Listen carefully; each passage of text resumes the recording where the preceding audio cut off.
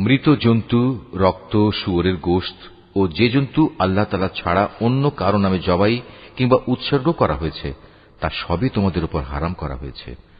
শ্বাসরুদ্ধ হয়ে মরা, আঘাত খেয়ে মরা, উপর থেকে পড়ে মরা, শিঙের আঘাতে মরা, হিংস্র জন্তুর খাওয়া জন্তুও তোমাদের জন্য হারাম।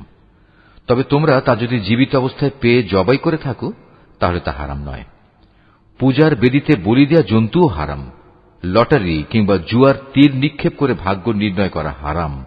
এর সবকটাই হচ্ছে বড় বড় গুনার কাজ। আজ কাফেররা তোমাদের দিন নির্মূল করা সম্পর্কে হতাশ হয়ে পড়েছে। সুতরাং তোমরা তাদের ভয় করো না, বরং আমাকেই ভয় করো। আজ আমি তোমাদের জন্য তোমাদের দিন পরিপূর্ণ করে দিলাম, আর তোমাদের উপর আমার প্রতিশ্রুত নিয়ামতও আমি পূর্ণ করে দিলাম।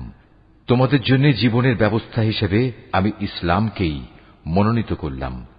হারামের ব্যাপারে মনে রেখো, যদি কোনো ব্যক্তি ক্ষুধা তাড়নায় হারাম খেতে বাধ্য হয় কিন্তু ইচ্ছা করে সে কোনো পাপের দিকে ঝুঁকে পড়তে না চায়, তার ব্যাপারটা আলাদা।